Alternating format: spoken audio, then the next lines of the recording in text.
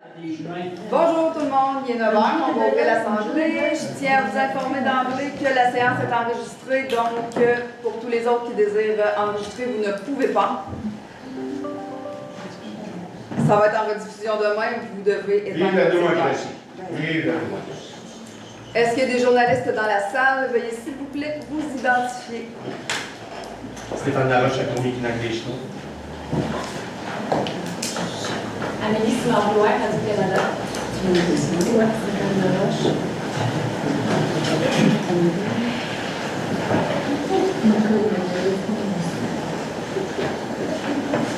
J'ai vu, monsieur. Oh, moi, je suis quantité négligeable journaliste. Est-ce que vous, d'un média? Notre-Dame de Montauban. Non, c'est pas moi. Non, si ça ne fait pas partie des médias, je suis désolée. Les similaires, monsieur?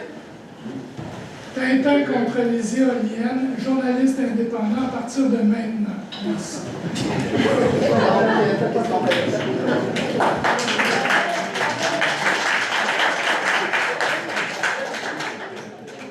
Merci. Vous ne pouvez pas filmer. Venez m'arrêter. Votre nom, moi c'est Éric Groslot, Potalegre. Je suis un citoyen, je ne suis pas un citoyen, je suis une créature de Dieu, parce que quand on accepte d'être citoyen, on change de juridiction.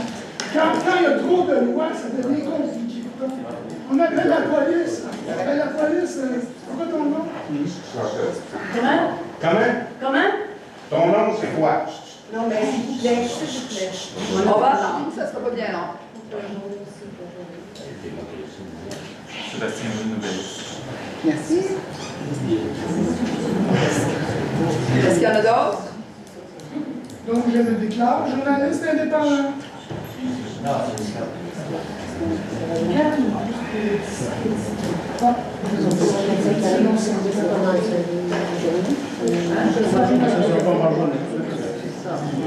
Parfait, jusqu'à ce que la situation se rétablisse. Nous allons ajourner. Merci.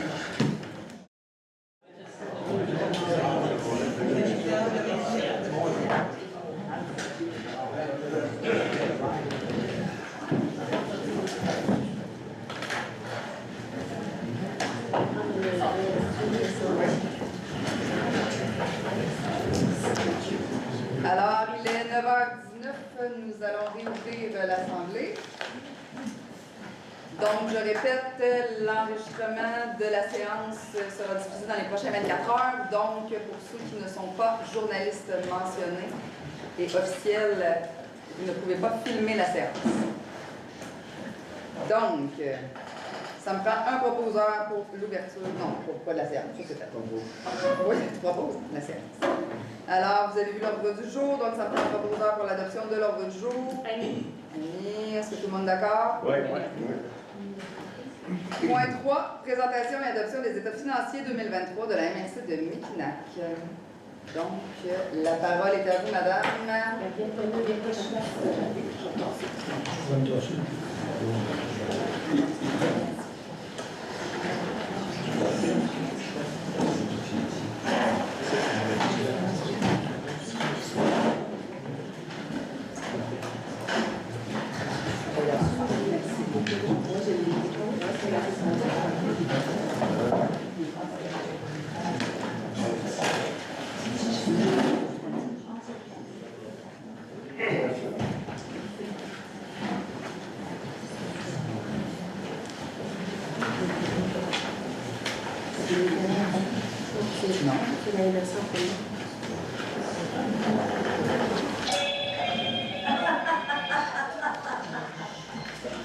Bonjour à tous. Donc, moi, je suis ici pour présenter le rapport financier de la MRC de Mekinac au 31 décembre 2023. Donc, je vous invite à prendre le rapport qui vous ont été fournis.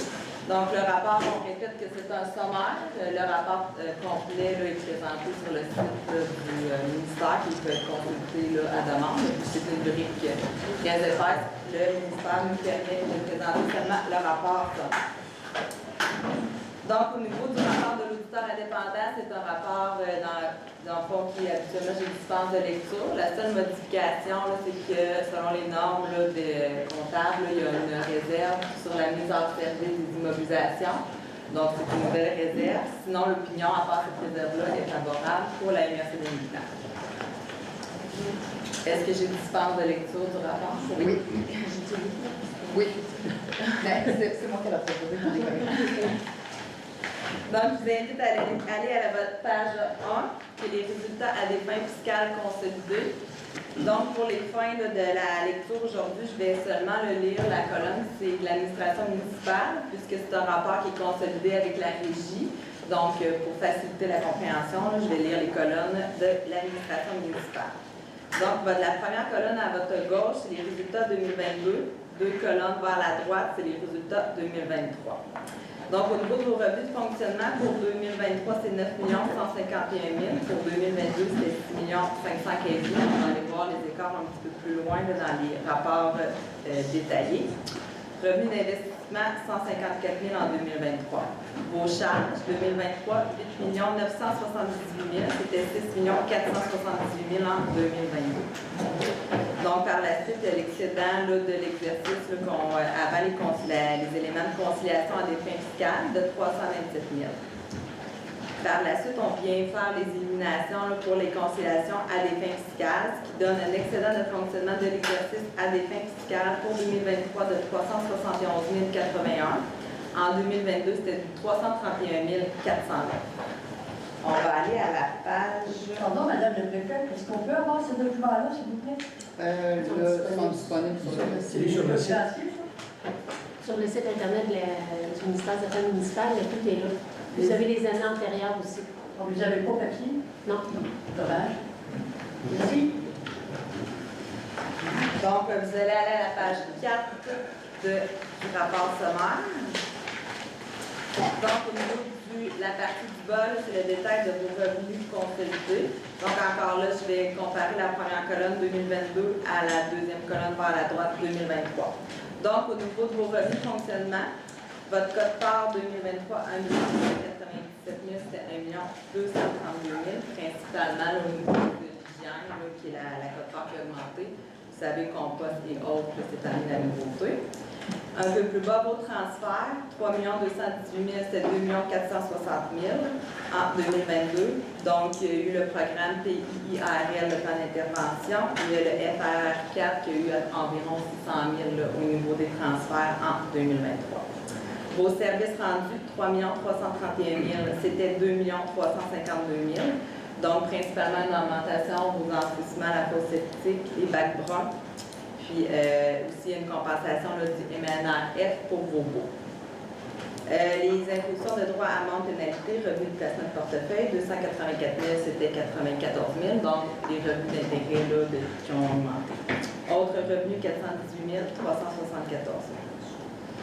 On va aller à l'autre page, qui est vos charges. Au niveau de vos charges consolidées, je vais lire les 2 dernières colonnes, donc 2023, 2022 pour la comparaison, pour la réalisation. Donc, je vais faire la lecture des postes qui ont plus varié par rapport à 2022. Au niveau de l'administration générale, en 2023, 1 955 000, c'était 1 843 000. Donc, une augmentation, il y a eu de l'embauche, surtout cette année.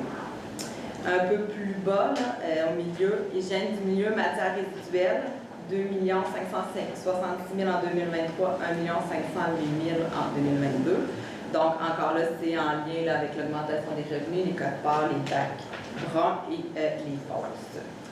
Un petit peu plus bas, au niveau de promotion et développement économique, en 2023, 2 590 000, c'était 2 026 000 en 2022. Donc, il y a eu beaucoup de projets au niveau de le projet Espace Mille-Plaques, le programme calendrier, revitalisation. Et finalement, les autres, c'est assez variable, c'est assez similaire aux années antérieures. On va retourner à la page 2 de votre rapport financier. Donc, la situation financière consolidée. Première colonne 2022, deuxième colonne, c'est l'administration municipale 2023. Donc, les actifs financiers, trésorerie équivalent de trésorerie, 8 057 000, c'était 8 246 000 en 2022, donc c'est quand même similaire. Vos débiteurs, 1 833 000, 1 486 000 en 2022. Vos placements de portefeuille, 3 25 000, 2 954 000. Donc, principalement, les baux, les prêts pays, les prêts TLS qui se retrouvent dans vos placements de portefeuille. Autre prêt, ça n'a pas changé. Votre passif, dette à long terme, 2 764 000, c'était 2 249 000. Donc, il y a eu des nouvelles dettes au niveau du FLI et du FLS pour environ 510 000 en 2023, ce qui explique l'augmentation. Vos autres passifs, 7 331 000, c'était 7 899 000, pardon. Donc, on retrouve tous les revenus reportés reliés à vos fonds FRR et les revenus reportés reliés à votre programme BO, qui sont principalement dans ce poste-là. Les actifs non financiers, immobilisation corporelle, 2 445 000, c'était 2 389 000. Ensuite, au niveau de votre excédent ou déficit accumulé, vous avez un excédent de fonctionnement non affecté pour 2023 de 1 382 000. C'était 1 208 000 en 2022. Par la suite, votre excédent de fonctionnement affecté 233 000, c'était 357 000 en 2022. Les réserves financières et fonds réservés, 1 903 000, 1 331 000 en 2022. Donc, c'est principalement les FLI et FLS. Et les dépenses constatées à taxe à pourvoir, 144 000, c'était 294 000. Et aussi qui est en lien avec le programme FLI et FLS. Finalement, vos investissements nets dans les immobilisations et autres actifs, 2 622 000, c'était 2 566 000 en 2022. Par la suite, dans le fond, au niveau là, des annexes, là, comme il n'y a pas grand-chose de nouveau, il y a juste l'annexe 6 de la page 6, pardon, qui est votre sommaire de l'excédent d'investissement ou d'études d'investissement à des fins fiscales consolidées. Donc, en 2023, vous avez un revenu d'investissement qui est de 154 000, qui est un revenu de la MAMACH des années passées que vous avez constaté parce que vous avez fait des dépenses d'investissement en 2023. Donc, vos acquisitions 2023, c'est environ 254 000 pour la partie industrielle, un peu d'équipement informatique et un peu d'ameublement. Donc, c'est un petit peu ce qu'il y a dans votre sommaire d'investissement. Est-ce qu'il y avait des questions au niveau de la MRC?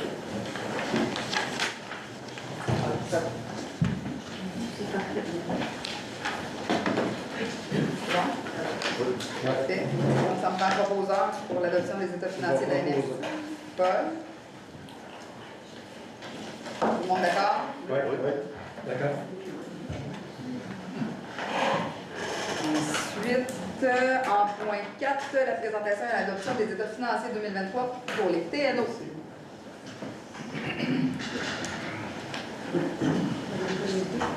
Merci.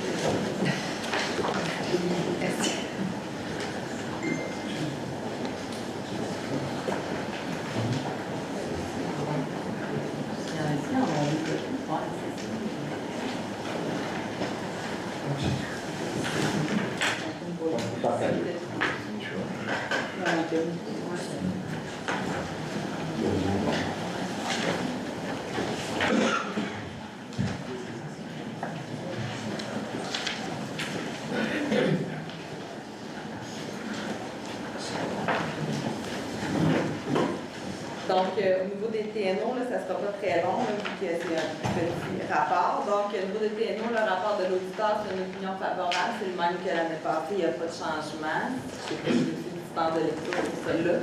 Oui. Donc, les TNO, là, principalement, votre page 1, là, dans le fond, au niveau, là, je vais regarder juste le sommaire avec vous parce que les variations, c'est pas mal toujours la même chose là, pour les TNO. Revenu de fonctionnement pour 2023, 780 000. Pour 2022, 697 000. Donc, vous avez déjà le prévu des travaux d'entretien pour le chemin de la Baie-Fluande. Donc, il y a eu des transferts liés à ça en 2023. C'est ce qui explique l'augmentation. Au niveau des charges, 671 000, c'est en 2022, 957 000 en 2023. Donc, principalement, il y a eu les entretiens qui étaient déjà prévus pour le chemin de la Baie-Fluande et les travaux d'urgence pour le pont qui n'était pas prévu, donc ce qui a augmenté là, au niveau des charges pour les TNO. Donc, vous avez un déficit de fonctionnement à des fins fiscales avant conciliation de 176 000. C'était un surplus de 26 000 en 2022. Mais puisqu'il y avait là, eu déjà un déficit là, de prévu, il y a eu des affectations de l'excédent accumulé de 284 000, puis c'était 100 000 en 2022. Donc, vous avez affecté du fonctionnement l'année passée. Plus là, vu qu'il y avait un surplus des travaux d'urgence, vous avez fait une affectation de ce qui donne un excédent de fonctionnement de l'exercice à des fins fiscales de 108 000. C'était 126 000 en 2022. À la page suivante, c'est la situation financière des TNO. Donc, au niveau de vos trésoreries équivalentes de trésorerie, 871 000, c'était 1 283 000 en 2022. Donc, vous avez fait des travaux d'urgence, ça a diminué vos trésoreries. Vos débiteurs, 164 141 000, donc c'est assez similaire. Vos autres passifs, 168 380 000, c'est principalement les comptes à payer qu'on retrouve dans ce poste. Vos actifs non financiers, c'est 176 $. Donc, vous avez ici votre excédent de fonctionnement à l'autre page, par contre, de 867 191. C'était 1 43 000 en 2020. Les PNO, c'est pas mal ce qui s'est passé cette année. C'est clair comme ça? Des questions? Alors, ça me prend quelqu'un pour adopter les états financiers. Ah, désolé, Lise, Yvonne, on parle plus fort. Ah, tu as marqué Lise. Bon, Lise, te lever la main.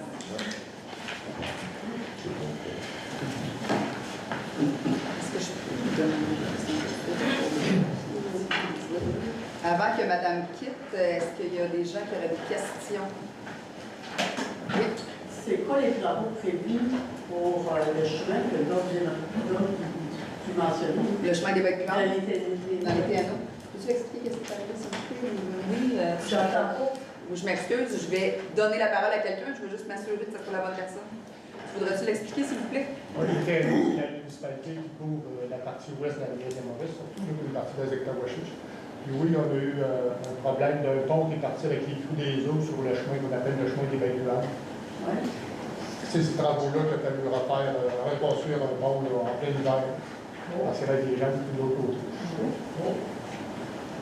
Voilà. Est-ce que... Sur quelle longueur de ce picto? Le pont? Ben oui. Ben, est-ce que seulement le pont, vous avez réparé? Ou Oui, la mais il y avait des bris sur le chemin aussi, là, il a fait des travaux aussi sur le chemin. Est-ce qu'il y a une nouvelle route de construire? De prévu? Est-ce qu'il y a une prévision pour une nouvelle route? Non, non, c'est la route qui est là actuellement. Là. Il y a un chemin de près d'une vingtaine de kilomètres. Merci. Parfait. Donc, point 5. Merci, Joël. Alors, l'adoption du règlement de contrôle intérimaire numéro 2023-194 relatif à l'implantation d'éoliennes sur le territoire de la MRC de Mekinac. Donc, ça me prend un proposeur. Marcel, est-ce que tout le monde est d'accord? Oui.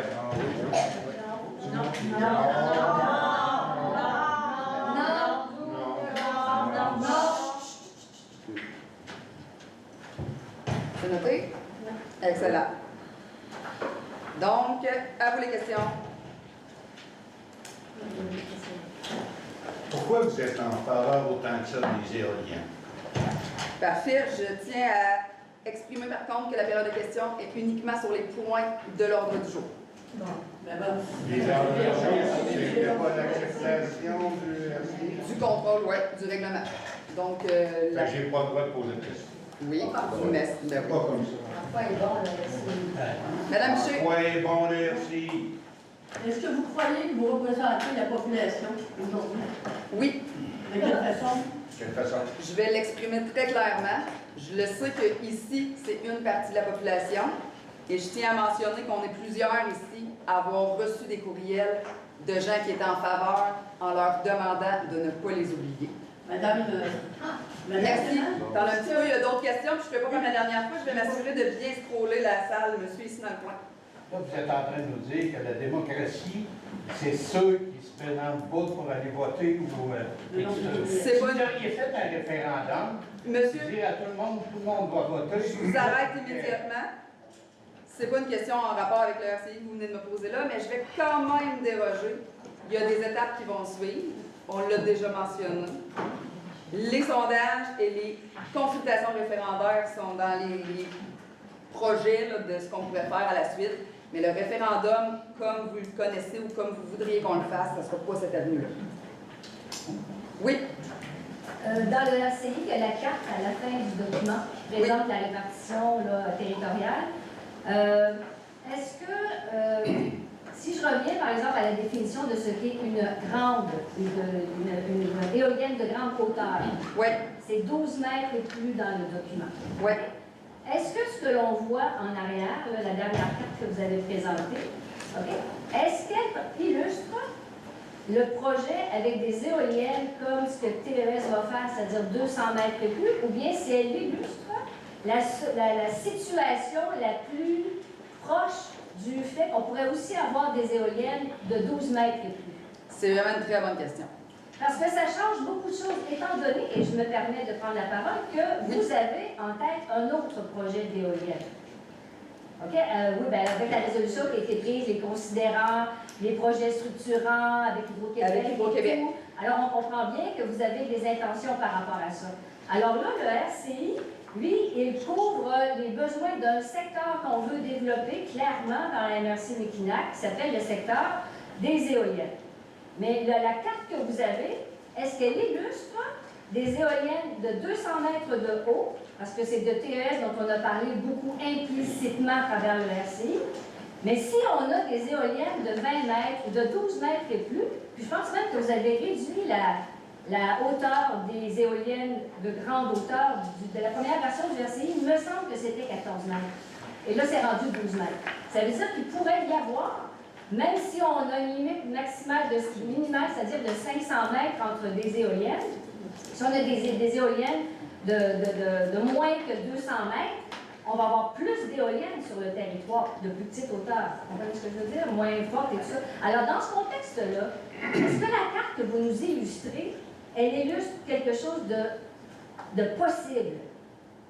Considérant qu'on pourrait avoir dans votre projet à vous autres, là, dont vous ne parlez pas encore, qui n'est pas encore très clair. Franchement, là, si vous voulez changer les choses, là, commencez rapidement à être plus transparent, puis plus ouvert. Puis nous, on va faire un effort aussi. Je pense qu'on comprend qu'il y a un petit problème de communication. Quand il y a des gens qui sont pour, qui vous écrivent, on ne sait pas qui ils sont, puis on ne sait pas ce qu'ils veulent, puis on ne sait pas pourquoi ils sont pour, alors que nous autres, on essaie, puis on travaille très fort. Je vais juste terminer, là. OK, alors là, je voudrais juste savoir ce que la carte, parce que la carte, c'est ça que tout le monde veut voir. OK? Mais ça, c'est une carte s'il y a du 200 mètres d'éoliennes ou s'il y a des plus petites éoliennes qui peuvent être plus nombreuses sur notre territoire. Bon, c'est vraiment une très bonne question, là. En fait, la carte est vraiment à titre indicatif pour venir baliser certaines choses. Là, je vais quand même me virer vers Louis parce que même, c'est ça, je l'ai. Le RCI, en fait, sous les yeux. Et il y a toujours une question de distance là, par rapport à la grandeur, mais il y a toujours un minimum de distance à respecter, peu importe là, la hauteur. Oui. Ça, il l'a. Quand mettons qu'on en prend une là, de, mettons, 20 mètres, là, comme vous disiez tout à l'heure, oui, il y a l'espèce de 4 fois la hauteur, mais un 500 mètres minimum. Donc, mais si je ne fais pas erreur, par exemple, oui, avec la carte qui est présentée présentement, qui est encore, tu sais, je veux dire, il peut avoir des modifications, vu que c'est quand même intérimaire, il peut également, suite aux enjeux, suite aux études, avoir des paramètres qui changent, parce que ça va être évolutif encore dans le temps, mais ça balise. En fait, la carte, on a plusieurs informations dans le règlement de contrôle thermomètre et dans les distances. Donc, la carte en représente que les distances mentionnées. Donc, concrètement, 2 km des périmètres urbains, mais ça couvre 2 km dans l'eau des périmètres urbains. La couleur bleue, pour dire, dans le bleu, là, on ne pourra pas mettre d'éoliennes. On a mis 1 km des chemins, fait que 1 km des chemins, n'importe quelle hauteur d'éolienne, ça ne pourra pas avoir d'éoliennes non plus. La seule chose qui est particulière, c'est par rapport aux distances des résidences, que c'est 4 fois la hauteur des éoliennes. Fait qu'on a imaginé sur la carte, puis on a pris une moyenne, on a mis 200 mètres, on aurait pu mettre 500, on a mis 200 mètres, ça représente pas. Mais on s'aperçoit que l'ensemble des autres dispositions qu'on a mis dans le règlement de contrôle thermomètre couvre plus que 4 fois la hauteur des éoliennes. Est-ce qu'on pourrait avoir une carte avec des éoliennes de 12 mètres, par exemple, comme celle qu'elle a? Parce que il n'y aura pas beaucoup de changements à cause des autres distances. J'aimerais ça les voir quand même. C'est une question de transparence, monsieur. Merci. Il y a juste un problème, c'est que Michel, maire de Léoville, a la pancarte lac au sable auprès de Léoville. Oh! Oui. Il y a eu une erreur de chaise ou de carton. Oui, oui. Non, mais parce qu'on n'a pas vu, mais parce que Hérouville s'est opposé. Oui. Oui, oui, il a levé la main, c'est noté, on l'a vu, il l'a même dit. Oui. Bravo. Je vais prendre juste madame en premier. Monsieur, vous avez une question? Oui. Oui. Je sais pas vu. Sur quelle base on peut discriminer les citoyens? Comment on peut dire qu'un résident rural va avoir 800 mètres, si on regarde ça logiquement, puis que ceux qui vivent dans le périmètre urbain, ils vont être à 2 km. C'est de la discrimination pure et simple. Est-ce que vous avez considéré discriminer ou vous dites qu'on n'a pas le choix? Écoutez, le mot est particulièrement choisi. C'est pas de la discrimination, c'est une analyse des paramètres qui sont déjà existants dans les... Bon, parfait. Madame, vous avez... Compte tenu de ce qui vient d'être dit à plusieurs reprises, je me demande pourquoi, et c'est une suggestion que je fais régulièrement, il n'y a pas eu un nombre délimité d'éoliennes dans les secteurs, indépendamment des... Par exemple, je reviens avec mon exemple des immenses possibilités de terre à Sainte-Adèle, de chaque côté de la rivière. À mon sens, c'est inacceptable dans le sens qu'il devrait au moins avoir une protection pour tous les chalets. Moi, j'ai fait le tour, je fais signer une pétition en ce moment, et 90% des riverains qui ont des chalets sont contre. Ils vont tous avoir ça dans la face, ces éoliennes-là. Il faudrait, à mon sens, qu'il y ait un nombre limité d'éoliennes pour ces immenses secteurs-là. Je vous connais. Non, mais on parle de RCI, oui. C'est de ce dont on parle. Mais dans l'évolution, là, oui, effectivement. Là, Puis, merci. Puis ce qui m'inquiète aussi, ce qui a déjà été mentionné, c'est qu'il n'y a pas non plus de restrictions en termes de puissance. C'est-à-dire que la compagnie TES pourrait avoir une deuxième phase avec des éoliennes beaucoup plus puissantes, pas nécessairement plus hautes, mais plus puissantes, et on aurait encore les mêmes distances séparatrices, et on aurait encore plus de bruit. Parce que c'est ça, l'immense secteur dont je vous parle, c'est 1,2, 1,5 km de chez moi. Puis il y a des habitations, des résidents permanents également là, sur ce rang-là. Donc, en termes de puissance, délimiter ça, puis en termes de nombre. Parce que ça va faire une grosse différence, vous savez, sur la qualité de vie. Et c'est pas pour s'amuser qu'on est ici ce matin. On aurait fait d'autres choses ce matin. Puis vous aussi, peut-être. Mais je veux dire, c'est important de nous entendre. Oui, absolument. Puis sachez qu'on vous entend. Je le sais que vous voudriez qu'on vous entende encore plus fort. Mais au niveau du bruit, par contre, peu importe, je le sais que ça ne va pas répondre à tout le monde de façon adéquate, puis c'est pas nécessairement la réponse que vous voudriez avoir, mais ça reste quand même qu'il y a des balises à respecter au niveau du bruit. Donc, que la puissance, elle soit moins forte ou plus forte, ils n'auront pas le choix. Le producteur de l'éolienne, peu importe qui il sera ou qui il ne sera pas, ils n'auront pas le choix de se conformer. Merci. Mais c'est quand même à la MRC de mettre une balise pour protéger les résidents des territoires. Oui. C'est à vous de mettre un chien de garde. Dans le fond, c'est ça, votre job ce matin. Vous faites un RCI, en principe, pour vous protéger. Ça, et puis, les modifications qui pourront être faites, ce qui m'inquiète beaucoup, c'est combien d'entreprises, combien de propriétaires terriens vont déjà avoir signé des ententes. Il va y avoir des implications juridiques.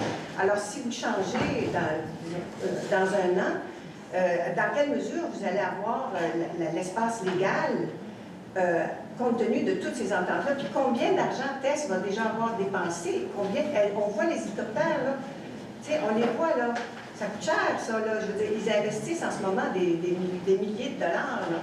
Alors, dans quelle mesure on va être capable, nous, comme MRC, de modifier les choses en fonction de votre évaluation des élus, une fois que toutes ces ententes-là vont être signées avec des grands propriétaires qui ont les moyens de se défendre avec les avocats.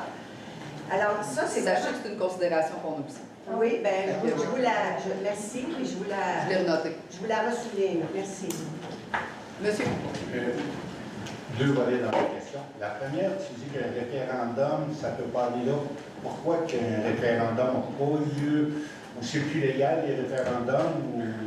On commence, je l'ai exprimé souvent, puis on se l'est fait expliquer souvent, nous également, puis par des gens que je vous répète malheureusement, je ne vous nommerai pas qui, parce que j'ai demandé la permission de la citer, puis, ou de les citer. Les gens ne veulent pas associer leurs propos à la situation actuelle. Le référendum comme tel qu'on le connaît, il faudrait que ça soit... en fait, c'est même pas le moment encore. Je sais que les gens disent « on en connaît assez, il faudrait se prononcer ». Tout le monde nous le dit et on le croit encore. Il n'y a pas assez de balises, de paramètres d'établis, ne serait-ce qu'on ne sait même pas son nom encore les éoliennes. Ensuite, au niveau légal, même si on faisait un référendum au niveau de la MRC, à la fin, si on arrive avec notre référendum, on donne ça au ministère, il n'y a pas de force de loi. C'est le ministère qui décide si oui ou non on va de l'avant avec ça. La chose qui est possible de faire, par contre, je le répète, je l'ai déjà dit, c'est un sondage ou une consultation, merci, une consultation référendaire qui est le même processus, mais qu'au final n'a pas la même légalité que le référendum, sauf que ça devient un appui qu'on peut envoyer lorsque le BAP arrive. Donc, on nous a conseillé ou proposé de le faire à la limite de l'arrivée du BAP, quand les enjeux vont être mis de l'avant, quand il y a certains paramètres qui vont être connus davantage, quand le positionnement des éoliennes va être davantage ciblé. Donc, pour qu'on puisse s'appuyer sur des vraies questions, qu'on peut vraiment répondre, et on n'est pas juste à répondre, est-ce qu'on est pour ou contre les éoliennes? C'est pas que ça. Donc, il y a plusieurs paramètres à prendre en considération, et ensuite, une fois qu'on a ce document-là, c'est de l'envoyer au BAP. Et là, ça vient comme une espèce de document d'appui au niveau de tout ce qui se fait dans l'acceptabilité sociale de ce monde, qui n'est pas, je vous le répète, de notre ressort à nous de déterminer s'il y a de l'acceptabilité sociale, mais dans le cas présent de l'entreprise. Je me souviens que j'ai fait faire un référendum d'à peu près une quinzaine d'années sur le système d'eau à Saint-Tite. Ils voulaient dépenser 25 millions pour améliorer au lac, notre lac Arique au potable. On avait fait un référendum. Puis à 90 le monde était contre ça, puis ça l'a arrêté. Par la suite, 10-15 ans après, c'est revenu sur le programme, mais avec plus de subventions, ça a été mieux structuré en bon français. Notre référendum, à l'époque, avait passé, puis ça avait... Mais vous, c'était un projet local au sein de votre municipalité à Saint-Tite. Oui. Dans le cas présent, c'est un promoteur privé qui débarque sur nos territoires. C'est là qu'on n'a pas force de loi au niveau d'un référendum, comme vous l'exprimez présentement. Juste 2 petites secondes, il y a un monsieur derrière, ça fait longtemps qu'il a le droit d'intervenir. Bonjour, ça va bien? Bonjour, oui, ça va. C'est pour savoir pour le schéma de l'aménagement, quand est-ce qu'il devait être rédigé? C'était bientôt? C'est quoi les dates? Il n'y a pas de date précise. La révision du schéma? On a reçu une lettre suite aux de la recommandation gouvernementale dans l'aménagement du territoire. La ministre a envoyé une lettre à chacune des MRC de débuter la révision du schéma d'aménagement. Puis on a 3 ans pour exécuter cette modification, cette révision du schéma. Donc, d'ici 3 ans, en fait. Non, on va commencer parce que c'est long, c'est un processus qui est long. Oh, je suis Donc, on va partir le processus même cette année. OK. Merci. Si on va bien là, je vais prendre... oui, j'ai vu l'heure. Je vais prendre monsieur... Gérard Bedou, Saint-Plex. Oui. Suite à votre autre question que vous venez de recevoir, vous avez eu un appel anonyme d'une personne qui ne peut pas se nommer pour toutes sortes de raisons. Et là, vous dites que cette personne-là, suite à ça, les référendums, c'est pas une bonne idée présentement. Nous autres, on est 1000 personnes, plusieurs 1000 personnes autour qui font des pétitions, puis vous dites, on en voudrait un, nous autres. Puis vous écoutez une personne anonyme, puis vous autres. Moi, ça me fait plaisir. En fait, je comprends pourquoi la personne ne veut pas être nommée. Et on pourrait,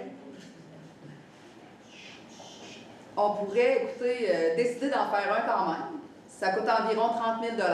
On faudrait le faire selon les dires de la personne que je ne veux pas nommer. Ce qui serait idéal, entre guillemets, c'est qu'il y en ait un dans chacune de nos municipalités. Oui. C'est ça qu'on demande. Attendez un peu, je vais terminer après le téléphone de je ne sais pas qui. Parfait. Et ensuite, on prend le document et il vaut pas plus que qu'une pétition que vous êtes en train de Au niveau faire signer, légal, qu'on peut au niveau utiliser. moral, par contre, Au niveau moral, ce que je vais répéter ce que j'ai dit tout à l'heure, au niveau moral, les suggestions seraient le sondage ou la consultation référendaire, qui serait dans le même processus, et que ce document-là serait envoyé aux instances gouvernementales pour dire, regardez sur le terrain, là, c'est ça le résultat. Comme ça. Je trouve 30 000 très raisonnable pour un référendum. Oui. Moi, Qui vaut... moi, je suis pour. Moi, Oui, ça va être la prochaine question. Ça... Pardon? Il n'est pas anonyme. Eh mon Dieu, je pense que, en tout cas, oui. Si au niveau légal, vous dites qu'il n'y aurait pas de force de droit, est-ce que vous pensez que les orientations gouvernementales ont plus force de droit par rapport au droit municipal qui a le contrôle sur l'énergie aujourd'hui, qui a aussi le regard en fait sur les nuisances? Ça, c'est ma première grosse question, parce que vous êtes maître dans votre royaume à envoyer le règlement que vous voulez, et que de l'autre côté, que vous ayez une validation ou pas, ils n'ont pas pouvoir de vous l'imposer. Si ça allait en justice, ce serait une orientation gouvernementale par rapport à du droit municipal. C'est permis d'avance pour le gouvernement. Que vous ayez de la pression, c'est une chose, mais cette pression-là, on l'assume ensemble avec vous. Il ne faut pas qu'elle soit sur vos épaules à vous. C'est que nous, en tant que citoyens, on n'est pas à l'assumer. Oui, je suis d'accord, puis je viens de vous entendre. Malheureusement, c'est comme mon collègue vient de le dire, c'est pas une question concernant le RCI. On déborde, mais ça sera des questions. Pour le RCI, c'était les garanties. Moi, je viens de Deschenaux. Je suis très heureux de pouvoir être accueilli ici. Je viens parce qu'on est voisins. Et je n'ai pas assez de mesures avant et après, en fait, et de garanties concernant l'eau et concernant les infrasons. Oui, il nous manque des études, en fait. Ça va être dans les études des enjeux, je les ai lus, là. Mais disons que là, ce qui serait bien, c'est vu que c'est un RCI, c'est pour contrer une urgence, il ferait mieux qu'il compte plus d'urgence que moins d'urgence. Pardon, il ferait mieux qu'il compte plus, qu'il soit plus gros à nous protéger plutôt que moins gros, entre guillemets. Donc mettez-en plus en protection, n'en oubliez pas. Donc il y a les nuisances infrasons, il y a les nuisances sonores, il y a surtout les nuisances d'eau. J'ai peur que s'il y a Je des comprends, pollutions chez puis vous. pour vrai, je me fais une parenthèse avant qu'effectivement on va devoir lever la séance. Mais écoutez, pour vrai, les paramètres que vous venez de mentionner, là, je les ai tous vus dans les enjeux aussi qui ont été envoyés. Là. Je veux dire, vous pouvez aller le consulter, là, c'est public. Mais le RCI a été adopté tel qu'il est. On va l'envoyer au ministère. On va attendre le retour, voir ce qu'il y en est. S'il y a des modifications à faire, s'il l'accepte comme il est. Puis, je répète, c'est évolutif dans le temps. On n'aura quand même pas une éolienne demain matin. Et non, on ne laissera pas ça aller sans regard ou quoi que ce soit. Il va y avoir un On va le faire dans la première version tout de suite et après on enlèverait si vraiment c'est une mauvaise idée. Il est adopté. Il est adopté.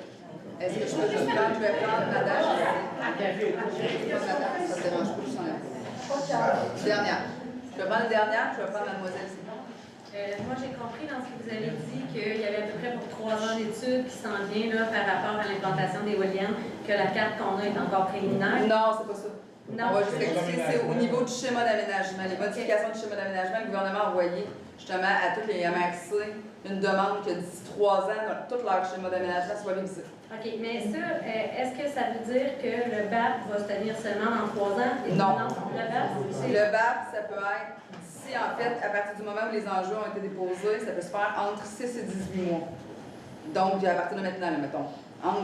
Dans 6 mois jusqu'à dans 18 mois. Mettons, ça va être dans cette période-là. OK, donc puis on peut s'attendre que tout de suite après le BAP, la construction d'éoliennes va démarrer si... Pas nécessairement, là. C'est ce que la condition annonce.